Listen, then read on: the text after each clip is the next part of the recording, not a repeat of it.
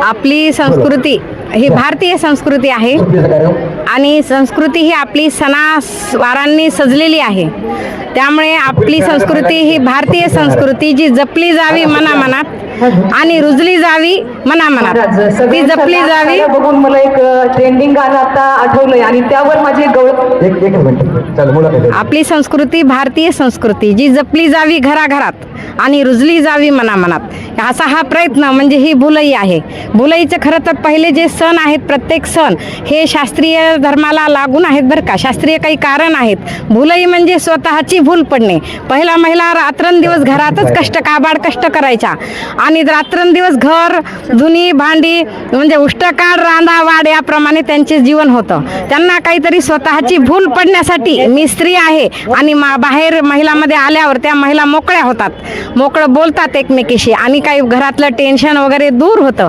म्हणून हे भुलईचा सण लावलेला आहे। भूल म्हणजे स्वतःला भूल पडणे, म्हणून हे भुलईचे जे आज आम्हाला आज आणलेलं आहे ह्या भुलई कार्यक्रमामध्ये, ते म्हणजे अखिल भारतीय वारकरी संघटनेचे अध्यक्ष कोकाटे महाराज असे नेहमीच काही कार्यक्रम घेतात आणि महिलांचे सण आणि महिलांना पुढं करतात बरं का। भजनी मंडळाच्या माध्यमातून तर करतातच, पण आज भुलईच्या सुद्धा माध्यमातून केलेलं आहे पुढं, म्हणून महिलांतर्फे सर्व महिलांतर्फे खूप खूप आभार।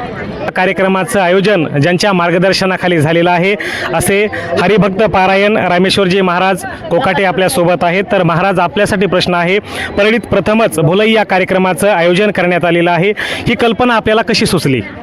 मी गेल्या अनेक वर्षापासून माझ्या लहानपणी आम्ही आमच्या गावामध्ये महिलांचा एकोपा पाहून आणि महिलांनी गावात प्रत्येक गावामध्ये आमच्या संघामध्ये महिला या ठिकाणी भुलई खेळायच्या आणि लहानपणी आम्ही पाहिलेला कार्यक्रम। आज मला वाटलं की आमचं या परळी शहरामध्ये अखिल भारतीय वारकरी महिला भजनी मंडळ संघटन आहे, खूप मोठ्या प्रमाणात आहे आणि सर्व महिलांना, माझ्या सर्व भगिनींना, माझ्या मातोश्रींना, सर्व आईसाहेबांना एकत्रित येऊन हा एकमेकींचा मैत्रिणींचा सर्वांचा संवाद व्हावा, सर्व एकत्रित यावेत आणि सर्व एकत्रित आल्यानंतर हा उत्सव या ठिकाणी मोठ्या प्रमाणात थाटात व्हावा म्हणून या ठिकाणी मला सुचलं आणि सर्व महिलांना विचार केला की नागपंचमी आहे आणि नागपंचमीनिमित्त भुलईचा कार्यक्रम या ठिकाणी आपण आयोजित करावा म्हणून या ठिकाणी मला सुचलेला आहे आणि सर्व महिला या ठिकाणी माझ्या एका हक्केला या ठिकाणी आल्या।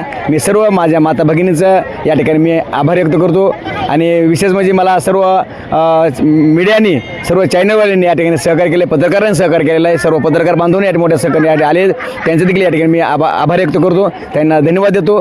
असंच या ठिकाणी प्रत्येक कार्यक्रम महिलांचा होत राहो, परळीतील प्रत्येक महिलांनी या उत्सवामध्ये सहभागी व्हावं एवढीच या ठिकाणी माझी